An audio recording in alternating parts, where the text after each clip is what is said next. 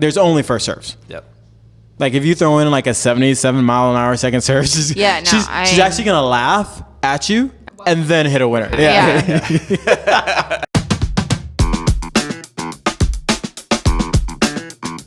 Welcome to Shankcast episode number 2. Thanks for coming back. If you're coming back, if it's your first time, welcome.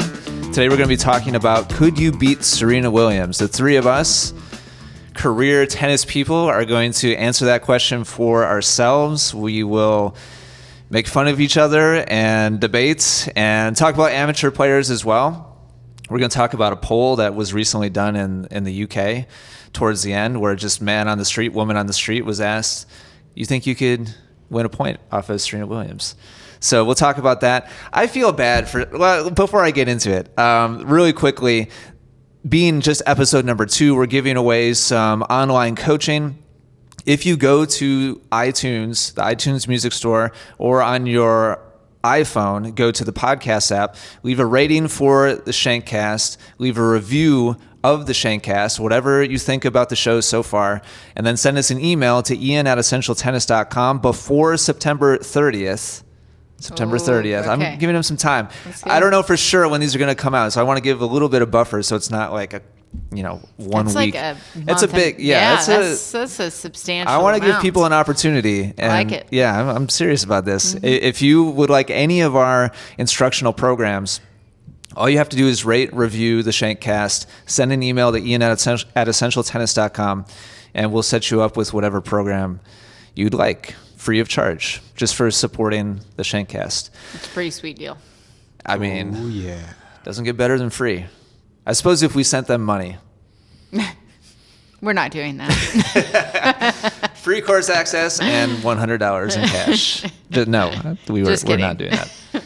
All right, so today we're going to talk about Serena Williams. I feel bad. I feel like for over a decade now, this has been a thing. Like, and it kind of comes like if we could do like a Google trend like search of like, can dudes beat Serena? Can college players beat Serena? And then recently, can just random people on the street beat Serena? I kind of feel bad for her and Venus because the two of them, for whatever reason, have seemed to have been kind of like picked on or singled out on this whole topic. Have you ever heard it go super viral on Sharapova or like Justine Henin or anybody else? Like, oh, I could beat Henin. Like, they're much more in the spotlight and much more vocal. So we're going to jump on the bandwagon. Yeah, in the spotlight. So you don't feel bad for Serena? No. Not at all. Sorry.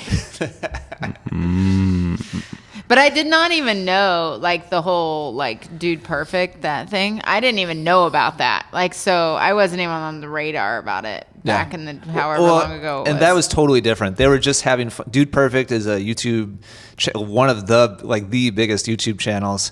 It's just a bunch of guys, like, having fun doing, like, trick shots and, like, challenges and stuff.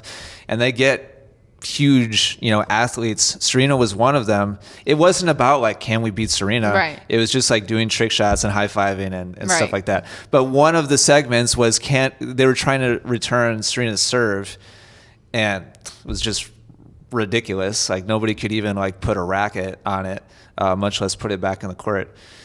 So yeah, it was interesting to watch, but non-tennis players. Right. But athletic, like they are definitely yeah. athletic and have played sports and that kind of thing. So kind of relates to the Joe Schmo on the it does. street. Yeah, we'll come back. I don't know. I think there's some other things that relate to when you talk about sports with Joe Schmo off the streets that I think we'll talk about later. But let's get into it. Yeah, let's save the Joe Schmo off the street for the end. Let's jump into the personal. Really quickly, I want to go around the horn and give like a 60-second or less background, just so people listening and watching understand our context of like whatever level we competed at. Before we answer the question, could we beat Serena? Question number 1. Question number 2, what would the scores be? If we play it, like win or lose, whatever, like what do we feel the scores would be? I can't wait to hear the answers to that. First, let's go around, give quick competitive background. Kevin, why don't you go first? 60 seconds or less. 60 seconds or less. Start the clock now. My name is Kevin Garlington, and I played Division I tennis at Oral Roberts University, which is a smaller Division I school. I got a chance to play some futures and kind of lower level professional stuff. Never got a point to this day. Crushes me. It's not too late. But yeah, it's not too late. I can train.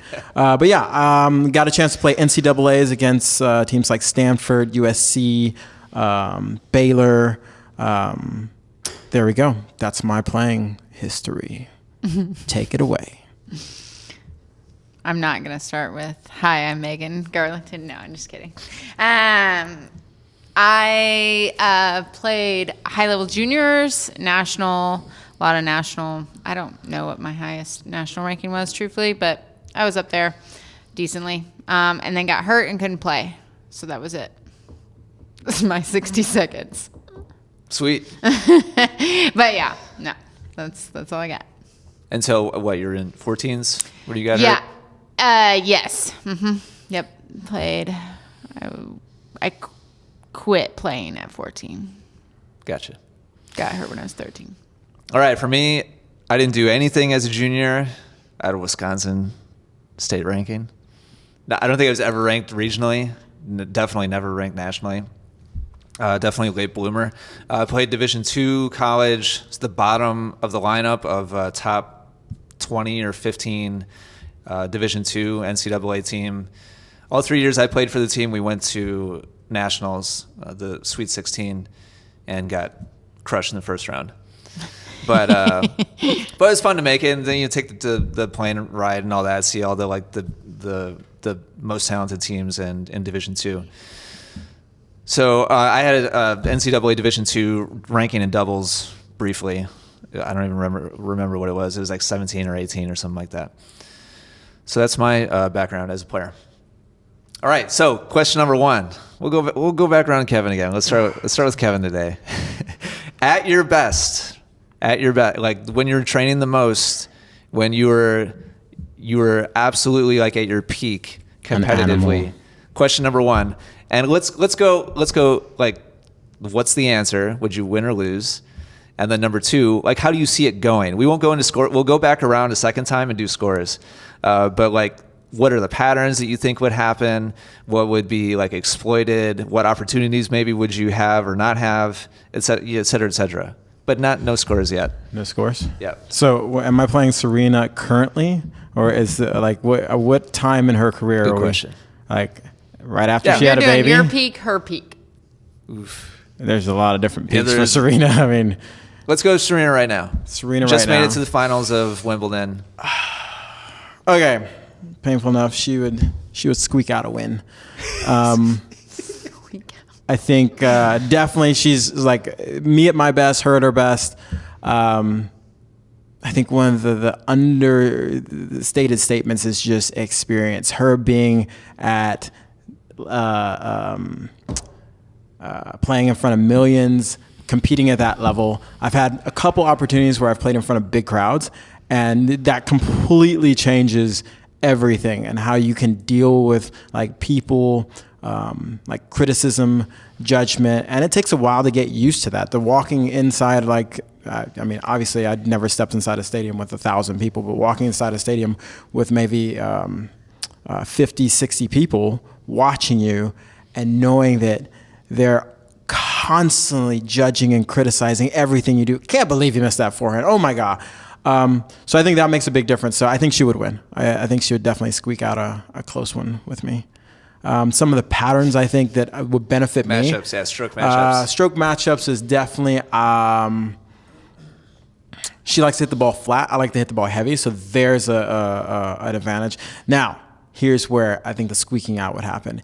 If I played Serena Williams on clay, there might be some opportunities for a close match. On a hard court, I think she would just like take the ball early, just pound the flat crap out of the ball, which I personally don't like receiving. We actually had a junior to hit the ball very, very flat, and it's just annoying. It's just annoying for the ball to not come up and give you a little time. Like if you're playing a guy, the ball is going to be above your shoulders, which I don't mind. I don't mind stepping away from the baseline and hitting a ball above my shoulders, where her ball would probably be like below knee high, waist high, super flat, but on a clay court, add some slide, add some drop, add some dirtiness. I would, and slowing the serve down and being able to kind of grind out, especially when I was really fit. I think that would bug Serena to have to deal with heavy balls on a clay court. So that's my thing. I would use my forehand, use my strength and my speed and hit heavy balls and make her take balls on the rise on clay and try to wear her down, try to go behind her and stuff like that. On a hard court, it'd be basically me in a cage with a lion and with a chair and just watching the lion just slowly pick away and snap away the chair and me be like running from corner to corner, just like dodging claws. That's the best analogy I've ever heard for playing against Serena Williams. Thank you. Okay, but just to be clear, on red clay, you still give it to Serena. I still give it to her, just the experience. I think I've experienced it a couple times where, like, I don't know. Nobody's watching. That's exactly. No, what I was gonna say if what no one's watching. I think there's also an element of like I've experienced it a couple times where just knowing, like, you just hit a ball and you know where every ball is gonna land, and I'm sure she's experienced that like way more. And so I think there's just a level of confidence and level of, even on a clay court, where she has that advantage. She just has history. It's just like training juniors. It's like, certain kids, like if they really could take off the governor of belief and certain things, they hit the ball, if not the same or a little bit better than you, but because you have the experience and you have the kind of like, I know how to deal with certain things. I know how to, like, certain things don't bother me when you're up, and I know how to like manage those emotional situations. I think that's such a big advantage that she's like, way down that path. Oh my God, this is like, that's where like me being in the cage with the lion and going, okay, it's like I'm just a clown running around in a circle trying not to get like swiped a couple times. And then once like the lion's on top of you, it's just like, basically it's like, okay, I die. So I think that is the big factor with her lioness, Serena. Do you see her just out hitting you? On a hard court? Yeah. Definitely. I think just her ability. Just overpowering you. I don't know. I think it's not so much the overpower, it's the discomfort of the flat ball. It's I could get to the ball and like I get it back, but her ability to kind of like keep it flat. I don't know. It's just interesting. I've hit with high level women, and it's just that flat. The game is flat, deep, early. And it takes me a while to get adjusted. I like guys, the type of ball I receive from another guy, obviously playing more guys, because you can do things with it and you don't get that kind of like ball that kind of like is just so low. I mean, you adjust to it, but I think definitely on a hard court, she has that advantage where on a clay court, it's slow it down, potentially. But I don't know, getting out hit is interesting because I played with a lot of high level women and I'm like, oh, ball's not as hard, it's just more flat. And so that's where I would, I think, would bother me until I got used to that. Take her on the red stuff. You want to go or me? Mine's pretty short and sweet, so I can go. Yeah, I think she would crush me because I play pretty much the exact, like even at the peak, I play the exact same game style as Serena, and she's 10 times better at it than I was. So, I mean, I took every ball early. My backhand was a huge weapon of mine. Like, I took every ball flat, as high as I possibly could take it, as early as I could possibly take it. I ended points with winners or errors most of the time. We played very, very similar in that sense. So, yeah, and she's 10 times better at it than I ever was. So, yep, that's about how that would go. Wow. And we both would hate clay, so it doesn't matter. Yeah, so. And I feel like she hits the crap out of the ball, but she would probably hit my ball bigger than your ball. I feel like because my ball is flat and hard, like same thing. Yeah, so it's right into her strike zone. It's right where she likes it. Yeah, exactly. And she just would outpower me. Me too.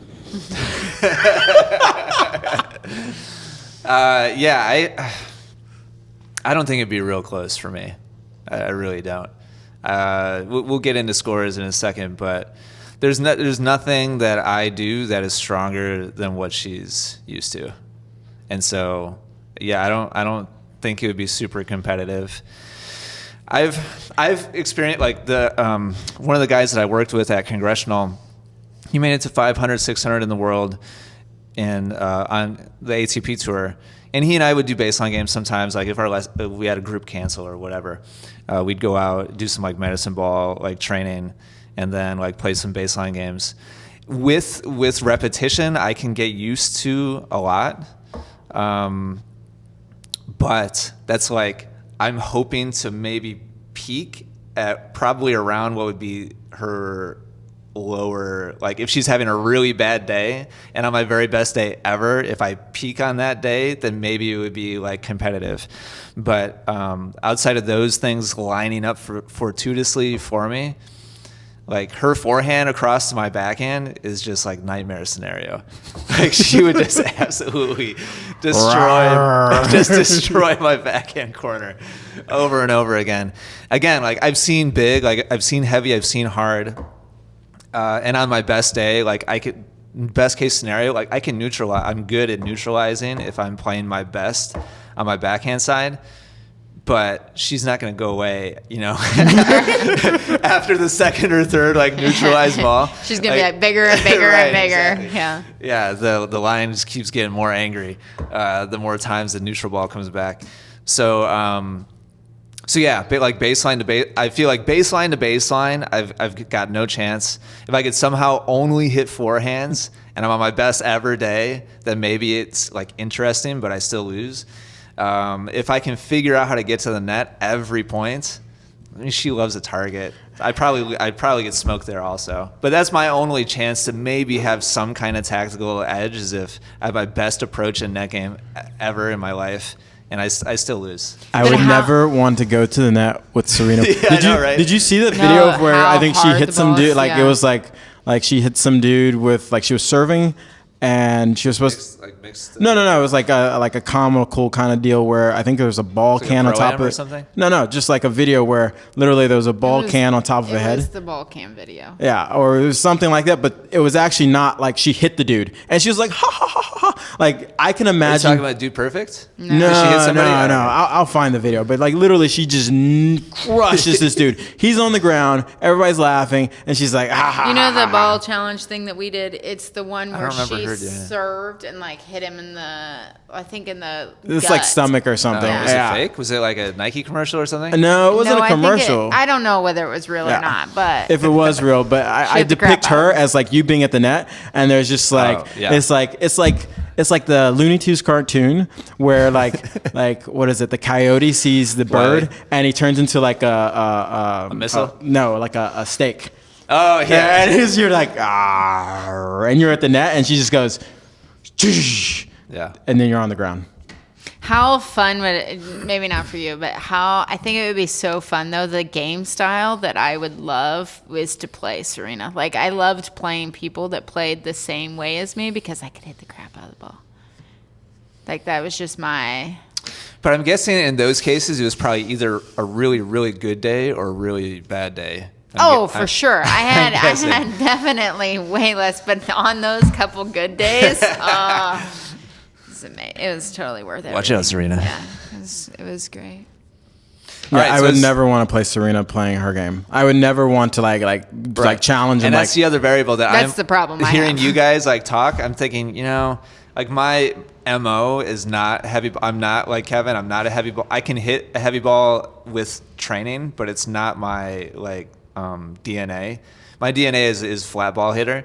So like hearing you be like, yeah, I hit like Serena and it's Serena, just makes me feel like, I absolutely have no chance. I would have to play way so far out of my comfort zone, which would cause me to make so many more errors and so many more stupid mistakes that it would just be more fun to lose really bad and hit the crap out of the ball. Yeah.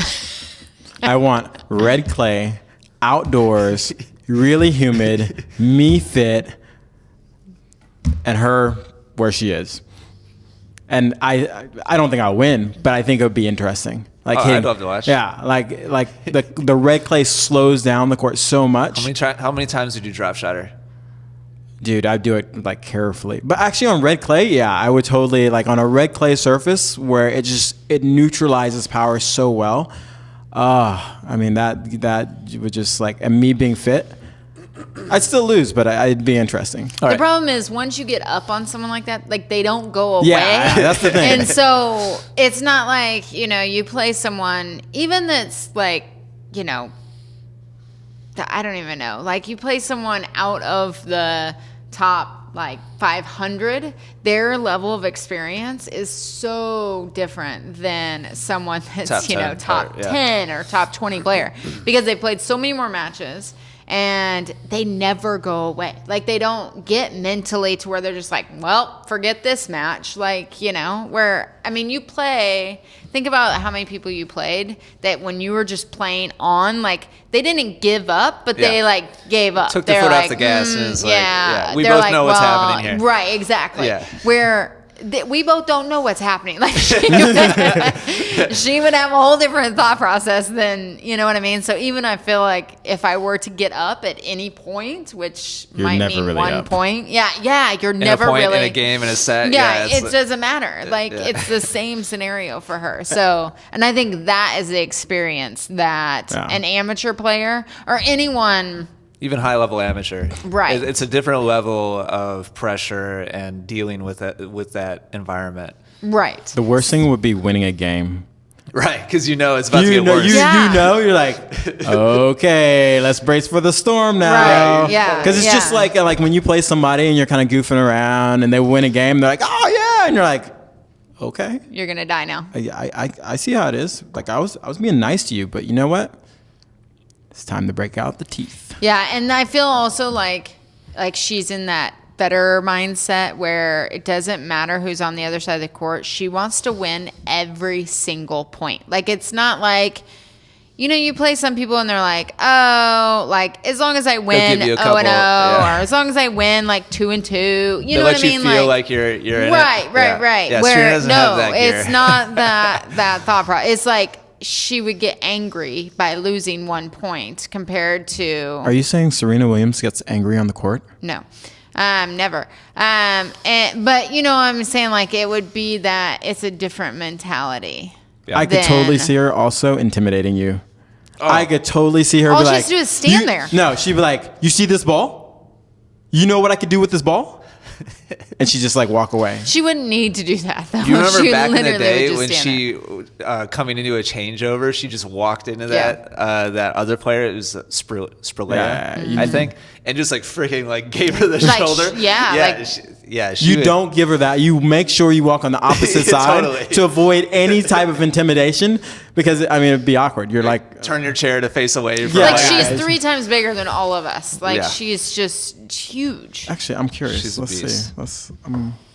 Whatever's on the internet is not accurate. No, it's not even. She's says listed it's she weighs like 160 pounds or something. Which is my weight. She weighs over 200 and easily. She's my height. It's not accurate. We have a friend who was standing next to her in a picture, and our friend is, she's tall. She's like 6 foot tall, and she's skinny. Built. But she's, like she's a tennis player, and she looked like she was a dwarf, like just, it was. You don't understand until you stand next to her.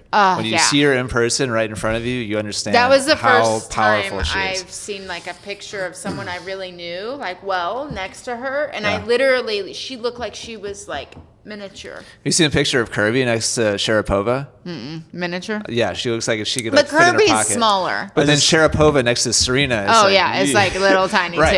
Yeah, just for a scale. Yeah. So I've checked 2 sources. Yeah. Her height is 5'9". Yeah, she's definitely taller than 5'9". And she's a quaint 155 pounds. Yeah, no, she's definitely not.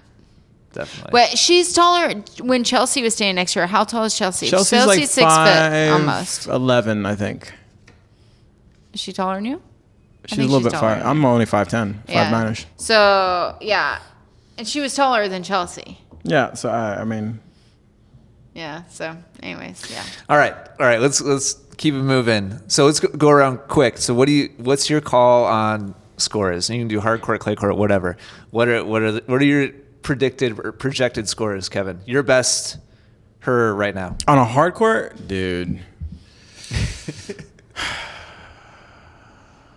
If I'm serving really well, I might get 2 games. Like I just like and total or per set? Oh, maybe 2%. It just I have 2 out of 3. Yeah, we're 2 out of 3. 2 out of 3 match. Yeah. I think I might get more because I think she'll lose focus for a little bit because she'll get bored.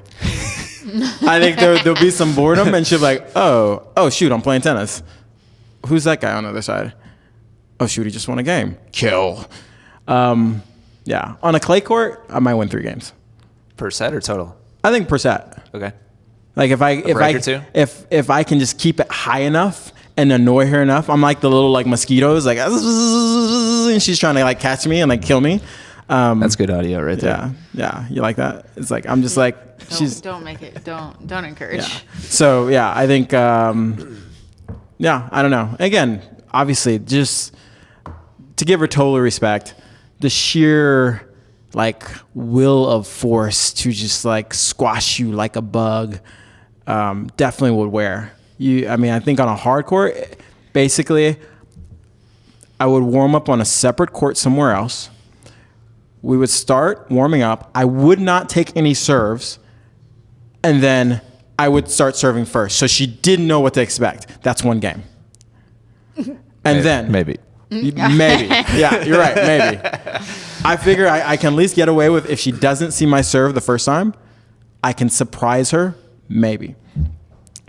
After that, it's just luck. It's just rolling the dice on like my serve. I don't really count on maybe breaking her. I don't know because she has a pretty fairly big serve. So there's no like if it's a break, that's awesome. But I just don't see that happening. Like she's gonna totally pinpoint something. She's gonna like, oh yeah, I'm serving here. I'm never gonna lose a point. Bingo. So my biggest thing is gonna be like 1-2 punches probably to the body. But it's hard to the body because she's got that 2-handed backhand open stance where she likes to fend it off. You can't, I'd be nervous about taking her out wide on the forehand side because she's going to go full death slap forehand down the line. And so there's more so about like, I just want a neutral ball back to absolutely hammer a forehand to the open court or behind her. And then like I need to put 4 points like that together. Like a first serve, a huge forehand. Like on my best days, that was my game. I mean, literally it was like, my career was big forehand, big serve, and like hammering forehands. So if I can do that enough and where she has to like really run, but then the thing is like, she's actually kind of quick and her on the run is kind of scary too. Everything's kind of scary. It's like going in a haunted house and like you're walking through and you just don't know what's going to get you, but something's going to get you. You know something's going to get you. That's my analogy of Serena. On clay, here's where I feel like the advantage is. If I can get a big first serve, the next ball, I can either go behind her or open. I just don't feel comfortable actually going open on a hard court to her because I feel like her running down a ball and slapping something, she's just so good at it. But I don't know if, she's going to pick up on like my body and movement when she knows I'm going to go behind her. She's going to see these things. So I feel way more comfortable with the clay court kind of assisting the haunted house of like slowing the scare factor down than the hard court where it's just like if you could see me now where there's a video, it's just like, rawr, like my hands, claws, just behind a corner. It's like Scream. Kevin thinks about the hard court, he clenches a little bit. Well, with Serena, yeah. I mean, that's a scary place.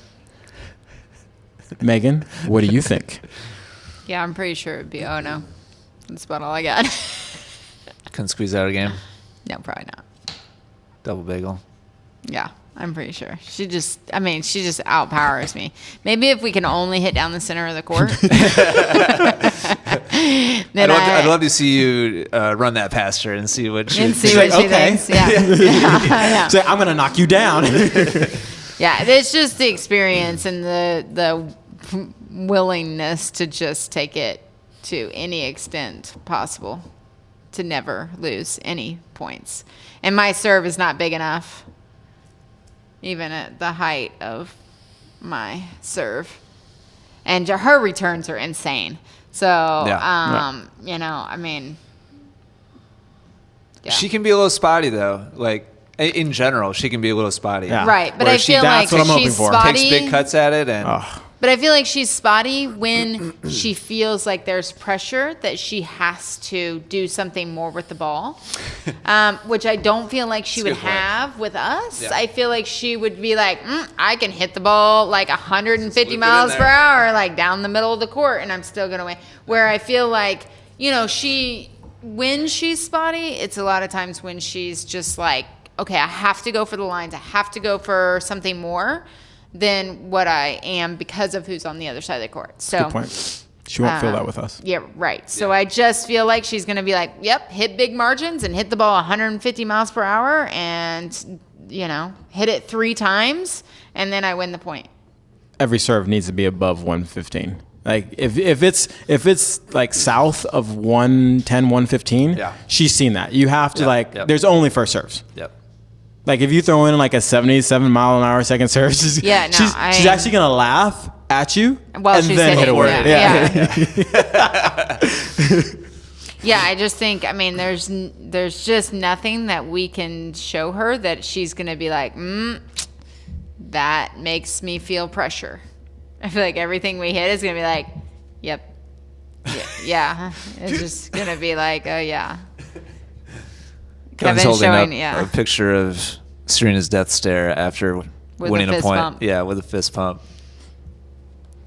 Oh, snap! Yeah, that's after your like fifth drop shot.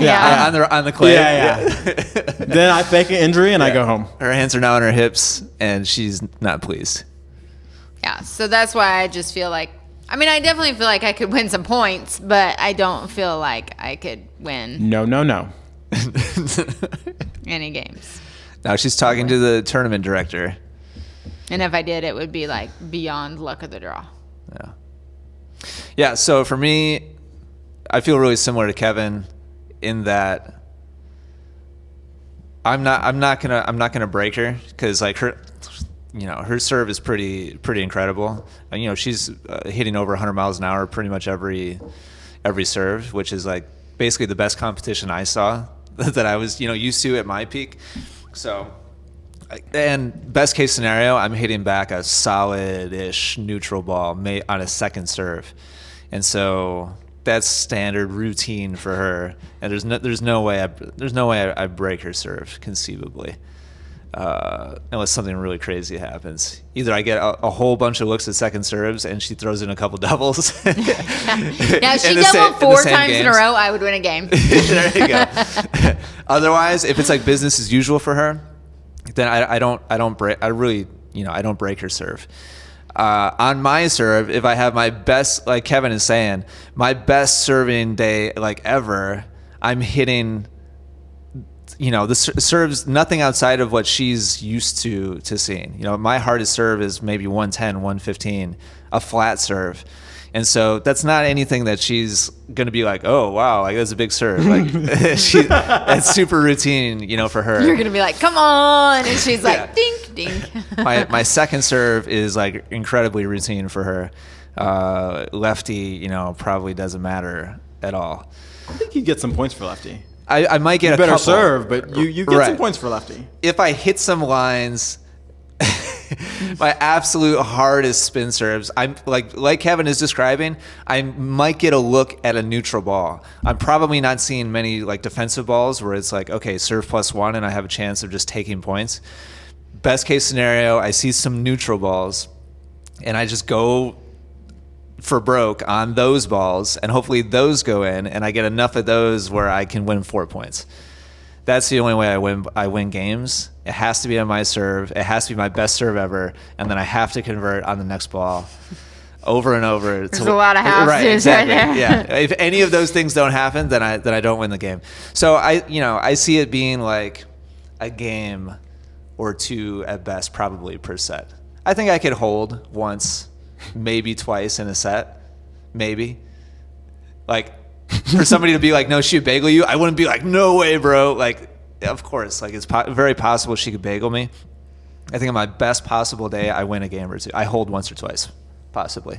I think the serve is the hugest, Yeah. hugest, I don't know if that's the word, but is the biggest determining factor. Like if you had a massive serve, then, up into like the opens up 120s. possibilities. Yeah, 125. Then Below 120. then you're struggling. Which Yeah. any amateur player, I don't know any amateur players that have a serve over 120. I don't even know any. Was the dude, Jake, he could throw down some bombs. He could hit 100 for sure. And he was like a 3-5 player. Yeah, but Yeah. I think I'm just I saying know. it happens, but it's a Right. tiny. The problem I think with amateurs, especially if they're right-handed, she's seen it. She's like right. She's lefty, seen it. you have a slight advantage. That she's seen it, but it'll probably take a little time. It's gonna game come or two. back. Right, It's gonna right. come back. It's gonna be a game or two, It's and then just not that's gonna it. come back as a winner until like the second game. So I mean, that's the trick. I mean, I think like you have to be able to serve north of like 120. So it's just like go for To first have serve. consistent opportunities. Yeah, because your second serve, you're on defense, and if you're on defense, the point's over. There's no kind of like It's the boa constrictor. Yeah, just- it's like it just wraps around your neck, and you're like, and it's over. So I think on a hard court, like it's just crush. All right, so to close, let's talk about this survey. I know you two, you reposted it, right? Mm-hmm. So there was a poll that was done in the UK. It was just like a man, woman on the street type thing. They weren't targeting tennis players. They were just asking average people. Here's the actual question. I copied and pasted it. Do you think if you were playing your very best tennis, you could win a point off of Serena Williams? There's a lot of, stuff that got left out of the, is it a match? Is it a baseline game? Is it 2 out of 3? What is is it serve and return? Like they left out a lot of details. I think on purpose, though. Probably. Yeah, they either really knew what they were doing or they just No, I think they really knew what they were doing. could be. So in that poll, I didn't want all the responses to be like, no. a couple thousand people responded. 12% of men said that they could get a point off of Serena playing their best tennis, and 3% of women said they could get a point. No. I'm sorry. If you haven't played at some decent level, it's not going to happen. For the sheer fact that No, hold on. What format are we talking? Are we don't talking think- serve I think if return? we're talking like a game. No or format, just the a same game- question. Like just answering the question. If you're just gonna, how many Right, points how are you many gonna play? po- right, how many that's what points are they playing? I mean, that's because she important. might Are they lose playing focus. one She might point? sneeze accidentally for that one time. Is it 1 point? They have one shot, or are they playing 2 sets and they have 48 chances? If they have 48 chances, they might win a point because she makes a mistake. But they're not hitting a winner. They're not hitting any. Sorry. Let's put it this way. No. Because by the question stated, 48 I guess points? winning a point. Sorry, I guess the way I'm looking at it, you will not win a point. She will lose a point, but you will not win a point. And I'm going to go out on a limb and say if they play 2 sets, they will not win a point. I think at her level and at their level, because there's no sense for her against an amateur player that like, ooh, I need to do something, and you're gonna do something that I haven't seen. She can go. She'll play a golden set and be like, I mean, like if you give me some kid who's like just played tennis, or any like adult or whatever who's just like, oh yeah, I've never played tennis, and I'm like, dude, I'll just focus a little bit. I'm not gonna miss a ball, and you're gonna basically lose every point. So I say no. Just to clarify, I don't believe the intent of the question here is saying that the amateur player literally hits something she's never seen before and forces like a mistake. I believe. No, I agree. The intent of the question is like lucky or error or like whatever. And so you're saying she won't win. I say if the percentages, 1% to 2% of male and 1% of 0% of female, maybe 1% of male. Because you might get 1% of female, 1% of male. It's too late because It's too of late. luck. Like you might get a let. I hear the feminist. You hear it? Outcry. I can literally hear it. Yeah. Yeah, well, Serena, step on your face, and you'll hear anybody cry. But I just don't think so. I think that there's such a discrepancy, and people just don't understand. Like, Like I heard this thing, and I don't know if it's true, but it was like about Martina Hingis, and she's practicing with someone of her level, and it was like she went an hour before she made her first unforced error. So I mean, and we've had Granted, Hingis plays a pretty different style than Serena. True, but I think the other side of it is that Serena knows, like, I don't have to, like Megan was saying earlier. Yeah. I don't have to play. I play that way because at that level, that's the way I win. But playing against someone who has no tools, I can dial it back, and that's so within her realm of dialing it back that she's like, I can like drink coffee, have like tea, and dial it back so much you're not gonna be able to deal with it. Use a frying pan. I bet, yeah, frying pan. Golden set. Yeah, go. You might. Yeah, there should have been like, will you win 2 points if Serena has a frying pan? Then those stats are accurate. I think there's just a huge misconception about people who don't play tennis and what tennis is really about. Like I had my friend Stacy, who will probably kill me that I just said her name, but she texted me the other day, and I've known her since I was 18, and we've been really good friends since then. So, you know, I've been around tennis forever, and she's seen me teach a few lessons, hit a few balls, but she's never played tennis one day in her life. And she's decently athletic. And so she said the other day, she texted me and said, oh my gosh, I went out and her son's starting to play tennis. And so she's like, we took a family tennis lesson. And she was like, you would think it would be so much easier to hit the ball with that huge racket. She was like, I can't believe People really just don't know. Right. She's like, I can't believe how hard it was. Yeah. And she wasn't saying it to like put me down or, you know, I mean, we've never really talked tennis before other than her asking, you know, what she should do or whatever for her kids. And so, but it was really interesting to see like someone who has never played tennis, but has watched tennis with me, has known about tennis, has seen high level tennis from my players because she used to meet me at tournaments and watch matches with me. So she's seen high level tennis, but, you know, I think when you don't play, you think it's a lot easier. So I think that's where a lot of the 12% comes from people who legitimately have just never held a racket and don't understand what tennis is about. And so they think that it's easier than what it is. I'm going to break it down one more time. I have 2 letters to say, and this should end the conversation completely. MJ. Michael Jackson. Michael Jordan. And the reason I say MJ is like, this guy was the absolute greatest player in basketball of all time. LeBron, give it up. You're just not there. Absolute greatest player of all time. And then for a moment, he chooses to play baseball. And he played minor leagues, but he just wasn't good. And so the parallel between like he's trained so hard in a specific skill set, and to take it to another skill set, knowing that he's supremely athletic. He's supremely athletic. To take it to another skill set where it's different, and to see him struggle mightily. Like he was, I read his book and how like he would go like striking out, and he was getting better, but it's like there was no way unless he like literally gave another like 10 years in the minor leagues of baseball to even have a shot, and a lot of it was just because of his name. But I mean, he worked really hard and he tried, but he couldn't cut it.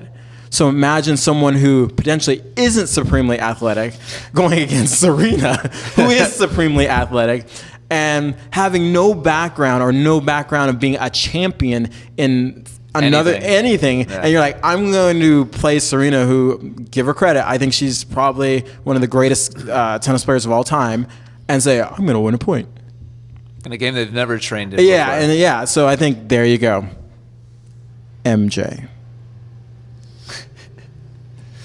All right, with that, I think we'll wrap it up. Any final thoughts? Could you beat Serena Williams? Yeah, I'd be interested to know what you guys think. But I'd be What's interested to know what they think. Like, if you're listening right now. Oh, yeah, sure. Write in the comments, like, what do you think would happen if you're playing a match against Serena? If you've listened this whole time. Yeah, we appreciate it.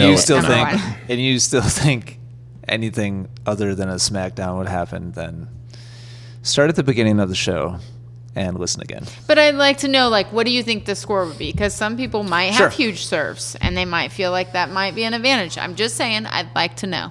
I think unless you're like you've played at some high level, and I'm not feminist, but it's just, I'm sorry, if you have an ATP Tour ranking and you're within probably the top 800, you have a shot to probably beat, or if not, have a close match with Serena. If not, Maybe Venus Williams is listening to us right now. No, I was She's gonna say, like, well, you know what? I can beat Serena. well, I that's have. slightly different. I mean, yeah, that's slightly different. Thanks for listening, Venus. Yeah, I know. Same thing. I think. I mean, if you even look at the WTA tour, and I think when like brand new rookies in the U.S. Open show up first round, and it's like it's like dangling a mouse in front of a cat and going hee hee, and as you drop it in, it's like, and you're like, okay, don't do that again. So there you go.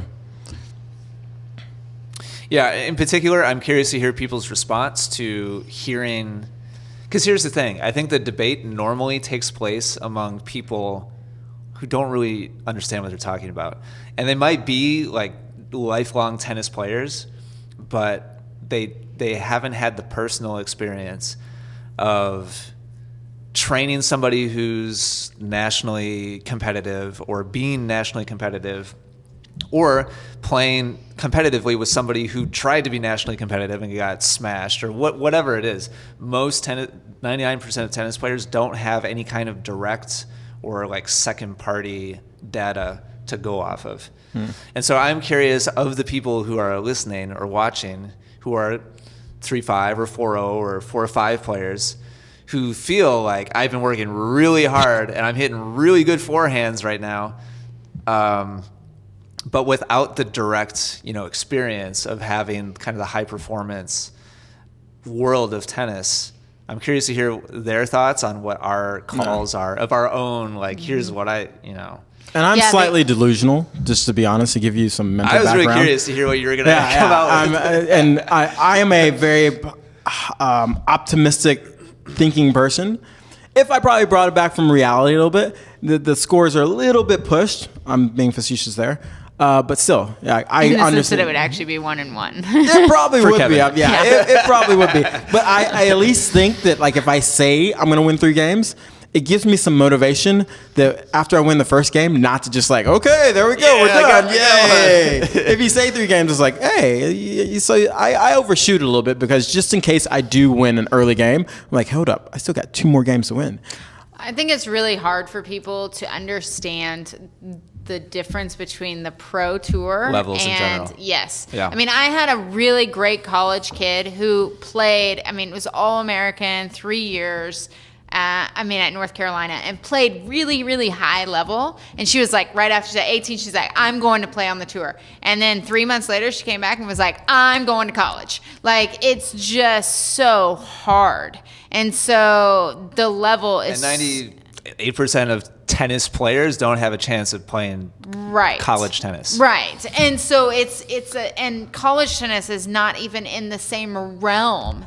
And so it's hard to quantify what the I don't know. I disagree with that. The canyon is. Like, men's college tennis is close to it, because I think a lot of your top division yeah. A lot of your top division NCAA players are already You're talking ranked. about 1% of college Yeah, players. yeah. I'm just saying, when we're talking about college players, that there are some realms of. I think if you're 800, and again, there's a lot of. I think there's also a distinction that but lot I'm saying of like top 10. Top 10 what?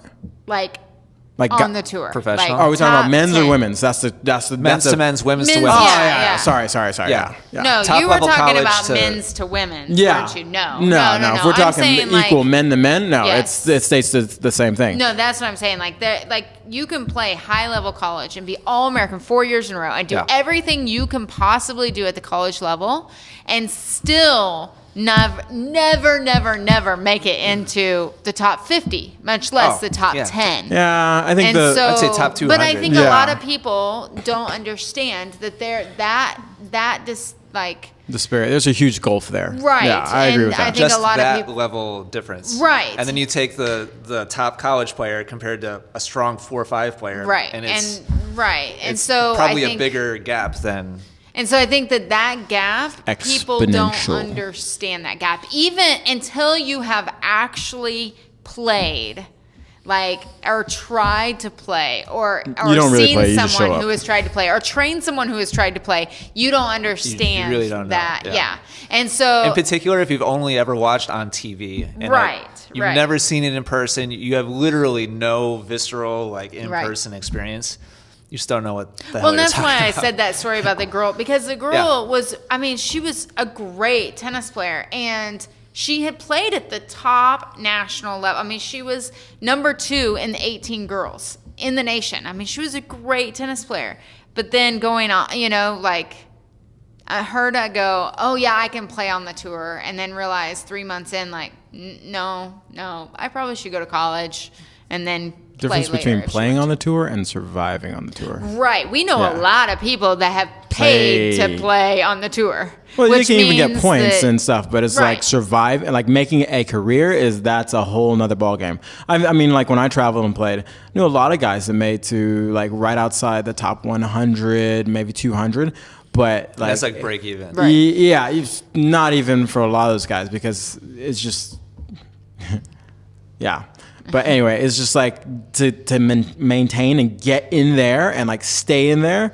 That's a whole nother It's ball super game. expensive too. I mean, you can if you have enough money, you can travel the world until you get a point. Like you can do it at a high enough level. I mean, we have some kids that have done. You just travel to, you travel You still have to everywhere win. that. Right, you still have to win, and you still have to be good. Don't Yeah, get me wrong. I don't But want- if you have the money to travel around, if you only go to Spain, your chances of winning a point there compared to going all over, before like in Asia and Middle East, and you're traveling in different spots where it's not as prevalent. Spain is one of the hardest places to get a point. which No, is where I you agree, win. but it's like I still think the kids that we were talking about, they're good. Oh, for sure. Yeah, I'm not Yeah, saying it's not they're like, hey, let's put out some cash and like my little no. my little like I'm not 9-year-old's saying- gonna have right. a point. No, but I'm saying there's a difference. Johnny and Susie. Okay, we're going off Yeah, on a yeah. tangent. Okay, sorry. No, that's good. I think it's good perspective for people to hear. It helps for the people who don't have the firsthand experience and they haven't seen it in person and they just don't understand. I think it's valuable perspective for people listening at home to hear the direct experiences and indirect experiences of us. Because it helps people respect the game that much more. And you kind of Yeah. when you know where you really like fall in like the hierarchy of the game, I think there's 2 responses you can have. You can either be depressed and be like, well, what's the point? Or you can just realize like how incredibly like deep and talented the pool is. It's unbelievable. I think it goes to my last thing is that question that we get from people that are like, I hate to break your heart, I'm gonna do it. I'm 12 or I'm 13 or I'm 20. I'm or 20. whatever. Yeah. I want to go Yeah. pro. Can I make it? And full respect for me not to laugh because they just don't understand. Like I had that same feeling like when I was like 13 and I was training and I was like, okay. And then slowly as I got dipped or I was the mouse, it's like when you don't realize when you're the mouse being dipped in the lion's cage and you're like, holy smokes. And those people are still losing at the next level. And those people they're playing are losing at the next level. You start going, oh. I'm going to start sending this podcast out Yeah, instead seriously. of the video. I get that, just for clarification, I get that all question the time. at least 3 No. times a week. Yeah. No. It's like, unless you want to like literally stop your life, train 10 hours a day for about 10 years, and you probably still won't make Spend it. hundreds of thousands of dollars. Yeah, and literally. hopefully you Yeah. have some like, Talent. genetic like talent. Yeah. So there you go. All right. Now that everybody's thoroughly depressed, Yeah. we Go practice. Go practice. Go work on your crappy back end. Because that's what I'm going to do. Thanks for listening, everybody. Really appreciate it. If you'd like to get a free instructional program all the way up to a $400 value, all you have to do is go to the iTunes Music Store, or the podcast app on your iPhone. Leave a rating, leave a review, and then send us that review to ian@essentialtennis.com or support@essentialtennis.com. Pretty much anything at essentialtennis.com will get it in front of Megan. And she will, if you're nice, she will graciously... you have to be nice. Yeah. She will graciously hook you up with access to any program you want. And that is good through September 30th, 2019. Good call. So if you're listening to this before then and you like some guidance on how to improve your game, you can help us out by leaving a rating, leaving a review. Until next time, thanks for listening. We'll talk to you again next time. See ya. Hasta luego.